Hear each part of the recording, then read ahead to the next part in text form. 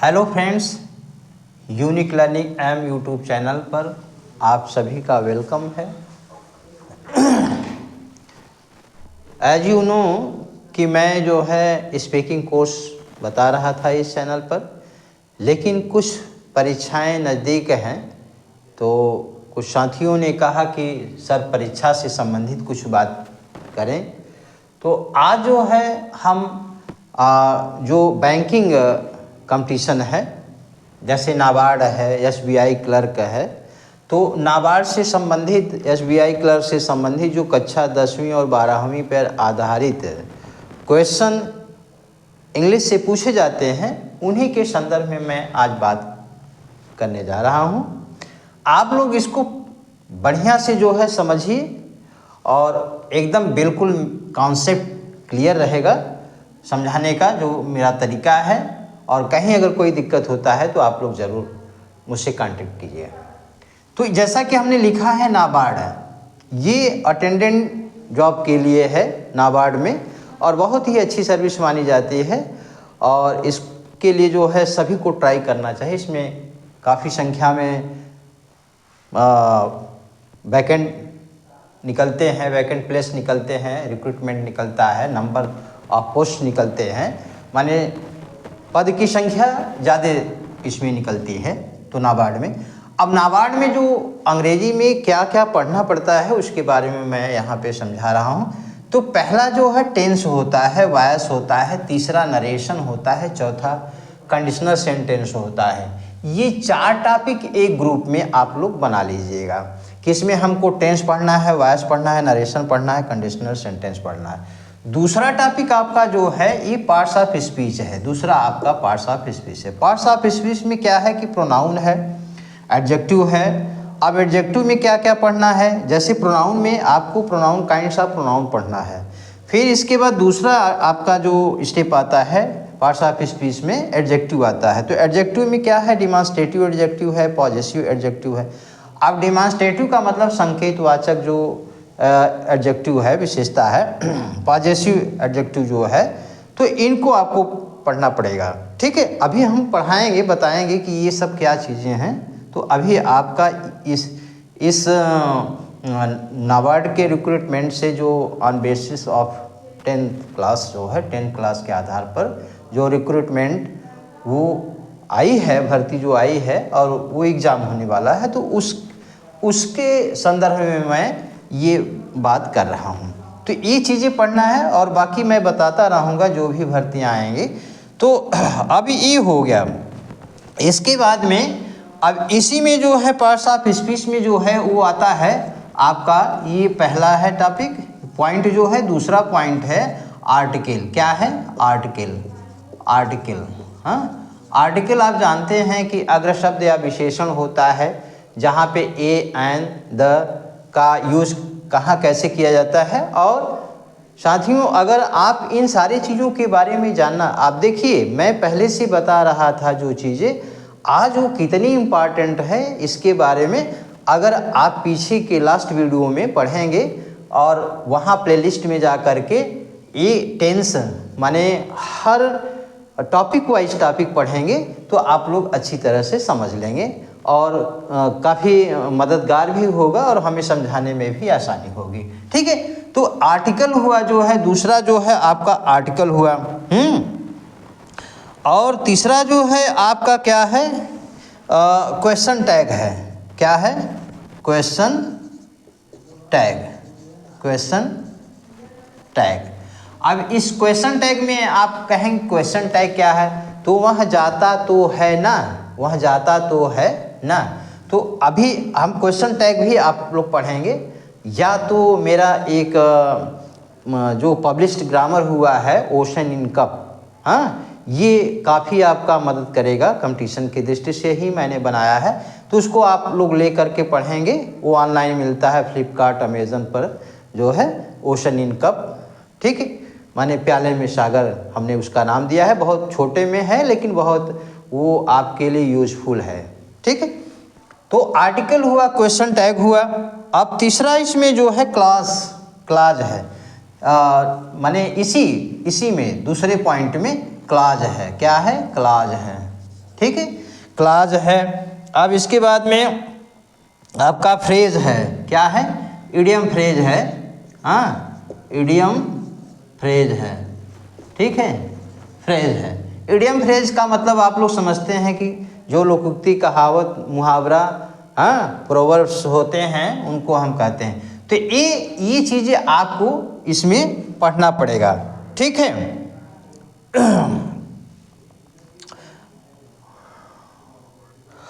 अब तीसरे में हमने क्या रखा है कि तीसरा जो आपका स्टेप है, तीसरे स्टेप में हमने रखा है एंटोनाइम। क्या रखा है, एंटोनाइम। एंटोनाइम का मतलब आप लोग समझते हैं, अपोजिट। अपोजिट का मतलब क्या होता है, विलोम होता है, ओके। एंटोनाइम है, सिनोनाइम है।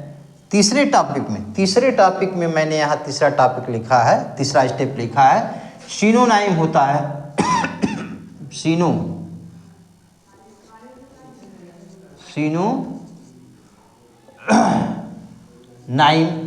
सिनोनाइम का मतलब होता है या समानार्थी जो शब्द होते हैं, जैसे कि पर्यायवाची, ठीक है, उसका समानार्थी अर्थ होता है, पर्यायवाची शब्द है, ठीक है। जैसे कि आप लोग हिंदी में है, हाँ, जल का तोय पानी अम्बु उदक जो है कहते हैं ना, नीर कहते हैं, तो उसी तरह से सिनोनाइम होते हैं, ठीक है। अब इसके बाद में आपका आता है अगला जो है one word substitution. One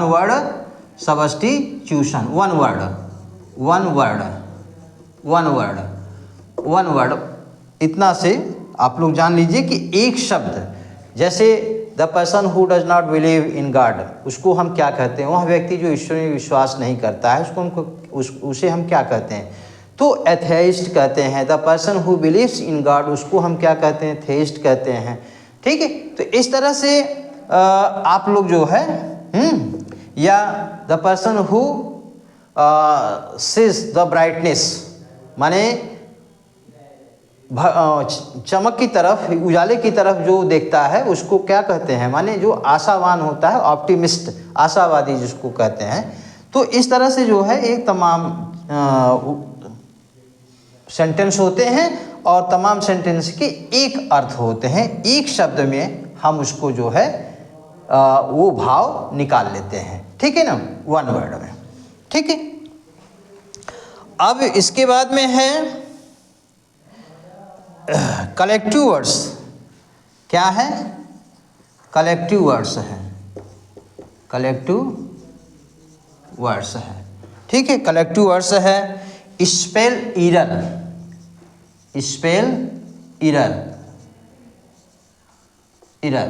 error का मतलब है जो कहीं पे गलती होती है, हाँ, अगर कहीं पे स्पेलिंग वगैरह गलत तो नहीं, वहाँ स्पेलिंग की बात नहीं है। स्पेल इरर का मतलब होता है कि कहीं पे अगर गलती है तो उसको फाइंड आउट करना पड़ता है। जैसे कोई वाक्य दे दिया, अब इसके जगह आर लगा है, वेयर लगे हैं, ठीक है, और प्रीपोजिशन में जैसे टू के जगह बाई लगा है, तो ऐसे जैसे ही इज सीनियर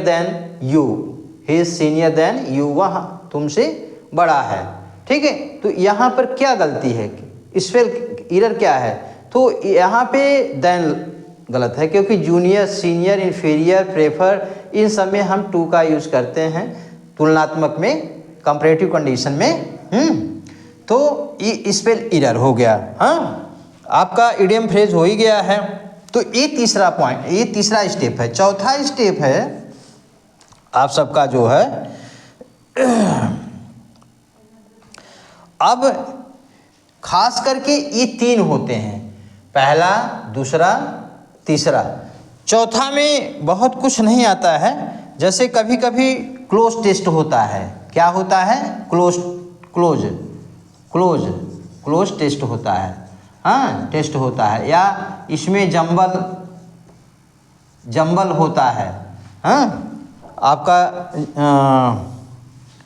जंबल होता है। जैसे जंबल में क्या होता है कि जैसे ABCD ये चीज़ें होती हैं। तो अब जैसे कोई सेंटेंस लिख लिया कि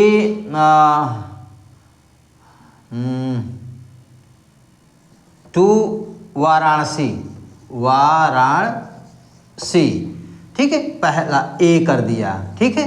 बी में कर दिया ही, हाँ,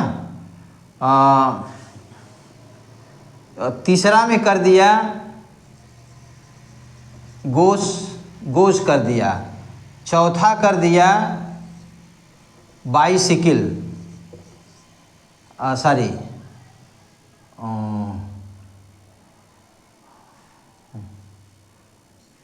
बाई बस कर दिया। ओके, ये चार है, ये चार जो है जम्बलिंग है। तो आपको इसको क्या करना है कि सही क्रम में लिख करके आपको एक मीनिंगफुल सेंटेंस आपको बनाना है, मेक करना है। तो अब हम कहाँ से शुरू करेंगे? अब ये सब चीज़ें कैसे हमको प्राप्त होगी? जब कोई लड़का, कोई बच्चा जो है, कोई स्टूडेंट जो है, जब ये सारी चीज़ों को पढ़े रहेगा तब। माने सेंटेंस के बारे में जानना ही बहुत आवश्यक है, क्योंकि टेंस कैसे रखा जाता है, किस क्रम में रखा जाता है। तो इन राइट ऑर्डर में जो है अगर हमको रखना आ गया, कोई भी वाक्य बनाना आ गया, तो ये समझ लो कि जंबल वर्ड में कोई परेशानी नहीं होगी, ठीक है। अब इसमें क्या है? टू वाराणसी है, दूसरा बी है, ए ही है, और बी के बाद क्या है? सी है, सॉरी सी है, ये गोज है, और डी क्या है? ये डी क्या है? बाई बस है। तो अब कैसे आप बैठाएंगे? तो पहले कोई भी वाक्य बनाने के लिए हमें क्या चाहिए? सब्जेक्ट चाहिए। भाई काम करने वाला होगा तभी ना काम होगा, अगर काम करने वाला नहीं होगा तो काम कहाँ से होगा? तो सब्जेक्ट माने कर्ता, कर्ता माने जो कार्य कर रहे, जो कार्य करने वाला होता है उसी को तो हम कर्ता कहते हैं। जैसे मैं पढ़ाने वाला हूँ तो कर्ता तो मैं हूँ, मैं ही करता हूँ, तभी आप लोग पढ़ते हैं ना। और पढ़ने वाले भी आप लोग हैं, तो पढ़ने वाला भी कर्ता होता है, पढ़ाने वाला भी कर्ता, माने क्रिया को करने वाला, ठीक है। तो यहाँ पे कर्ता हम ढूंढेंगे। टू वाराणसी है, इसमें ही है, गोज है, बाई है, बस है। अब कर्ता क्या है? ही, क्या है? ही है। तो यहाँ बी हमको मिला, क्या मिला? बी, बी मिला। अब इसके बाद में, कर्ता के बाद में हम क्रिया पे जाते हैं। क्रिया अगर निगेटिव है तो सहायक क्रिया हेल्पिंग वर्ब का यूज करेंगे, अगर नहीं है तो हम देखेंगे कि ही के बाद कोई और वाक्य है तो गोज है। इसका मतलब कि यह प्रेजेंट इंडिफरेंट टेंस में है। तो ये सी है, क्या है? सी, बी सी। अब वह जाता है, ही हो गया, सी गोज हो गया, वह जाता है। अब कहाँ जाता है? टू वाराणसी। तो यह ए हो गया, क्या हो गया? ए, बी सी ए।